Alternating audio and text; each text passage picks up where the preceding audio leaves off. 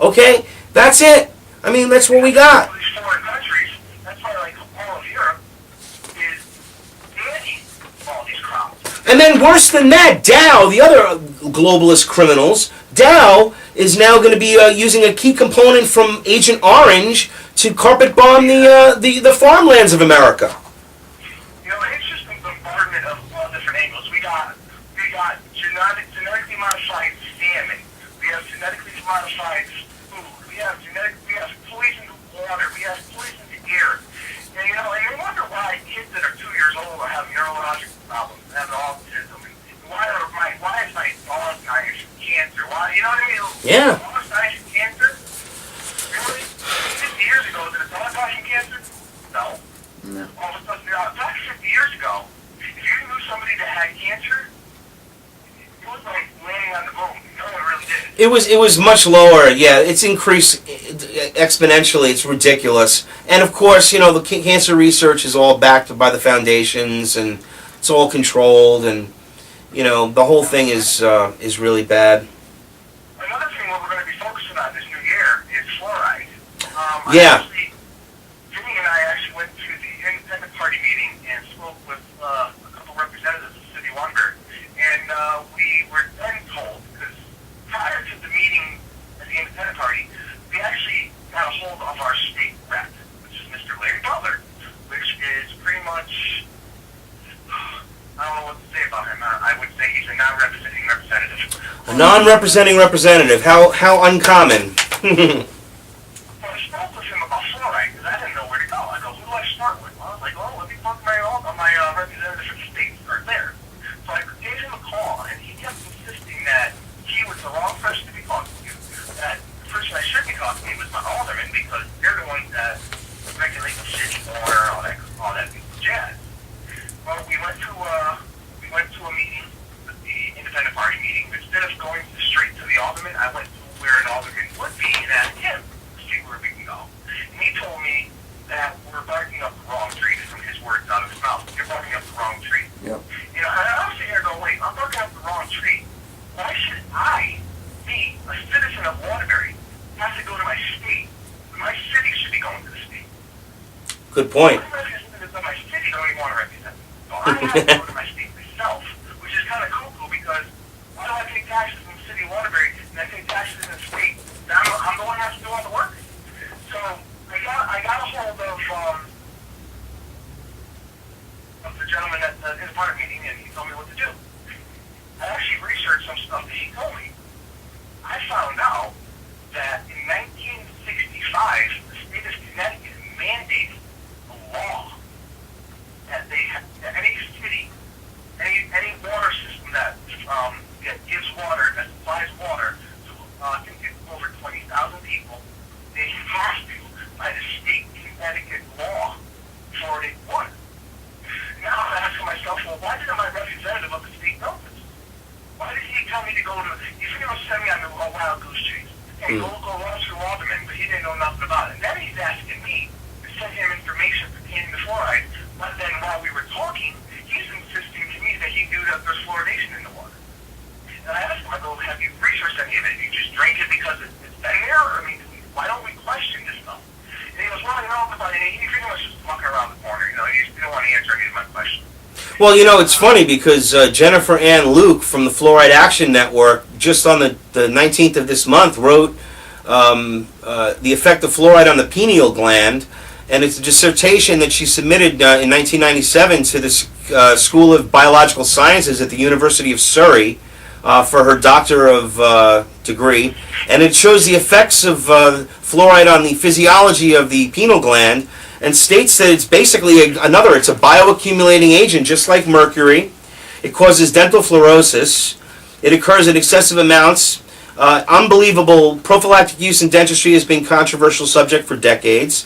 One recent study reported that there's osteocarcinomas that receive drinking waters, so for years, problems with the kidneys. It's just off the charts, brother.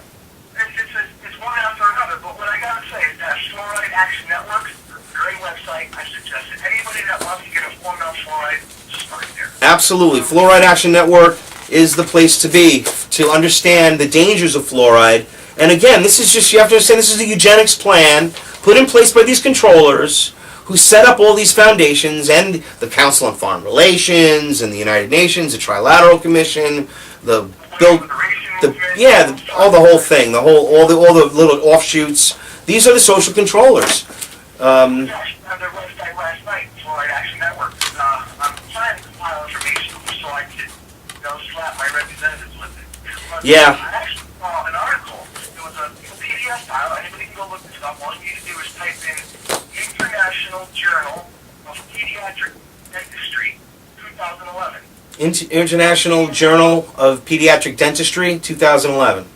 Yeah, 2011. The reason why I said 2011 because every year they produce a journal. So if you Okay. just put the name, you're going to get thousands of journals. We're looking for the 2011 journal. In that journal, on page 47, abstract 015134, that little abstract, which is a little article, this little journal talks about all these different things. Mm-hmm. And there's one little part they talk about fluoride. And then they say that in this study, they did a little study, and in their findings, they say that in the findings that we did, that we can find out that fluoride could be a factor to intellectual intelligence. and this is in children. Now, if you go to the ADA, which is the American Dental Association, you go through their website, you're going to find out that they have an actual paper that says children should not drink fluoride. Now, here's my problem, okay? The conflict there? Why is there fluoride in my water when, especially the inner cities where people, I live in water, but I work, 10-hour days, I got a good paycheck. I can't go out and afford to buy bottled water. So if I can't, I'm sure the heck I know these other people can't. And we're being forced without any other option to drink this water. I agree. If people want options to put fluoride in the water, well, guess what? We have fluoride tablets. Have them go purchase fluoride tablets. If you want to put in your water, they'll be more than welcome. But I don't want it in mine. It's the same thing with, with birth control. What are we going to start putting birth control in everybody's water because one person wants it? If you actually... Well, they've been doing that. John P. Holdren's hard at work at that, putting into the food supply with the GMOs and the vaccines. We know that. You can actually go look up one of the... I forgot, this is off of my head, so I'm not really sure. But Planned Parenthood, the vice president of Planned Parenthood, I think in 1969 or something like that. I have the report on that. I actually was going to discuss that, but go ahead. I have it to talk about today. It's part of the second hour. Oh, yeah. John P. Holdren wrote about that in Ecoscience in 1977. 1977, he created that book and that. That's right. And the funny thing is, I asked my congressman about that book. I wanted to know what he thought about John Holdren. Funny thing is, nobody knows. The person on the phone was like, who? John who? You mean Yeah, nobody knows who John P. Holdren is because they're just sheeple that are sleeping. That's really what it is.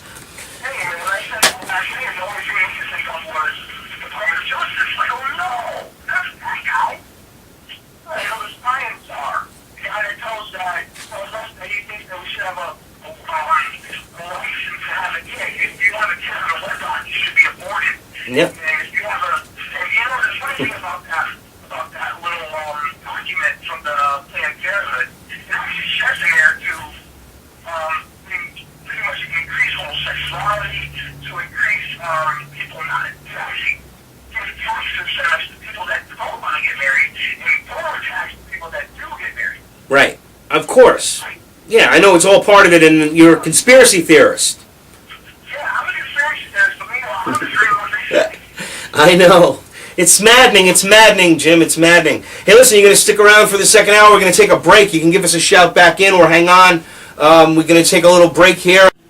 My fellow Americans, this evening I come to you with a message of leave-taking and farewell, and to share a few final thoughts with you, my countrymen. We have been compelled to create a permanent armaments industry of vast proportions. 3.5 million men and women are directly engaged in the defense establishment. The total influence, economic, political, even spiritual, is felt in every city, every state house, every office of the federal government. We recognize the imperative need for this development, yet we must not fail to comprehend its grave implications. In the councils of government, we must guard against the acquisition of unwarranted influence, whether sought or unsought, by the military-industrial complex. Communist PT boats backed an American destroyer off the coast of Vietnam yesterday, and today President Johnson's response was hard and tough. To any armed attack upon our forces, we shall reply. To any in Southeast Asia who ask our help in defending their freedom, we shall give it.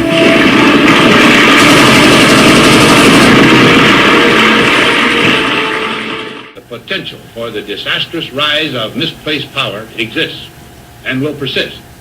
We must never let the weight of this combination endanger our liberties or democracy. This is not Tehran! This is not Tehran! This is not... You may have your LRAD. The LRAD was used in Iraq and Afghanistan against insurgents. You're now using these weapons against the American people. How do you feel about that?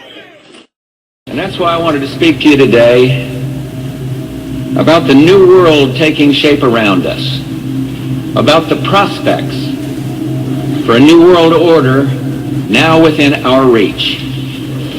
In the coming weeks, I'll be talking in some detail about the possibility of a new world order emerging after the Cold War. But today, I want to discuss another aspect of that order.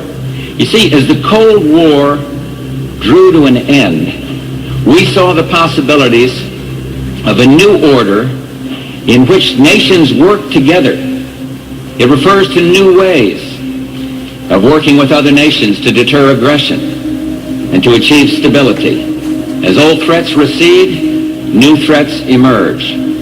The quest for the new world order is in part a challenge to keep the dangers of disorder at bay.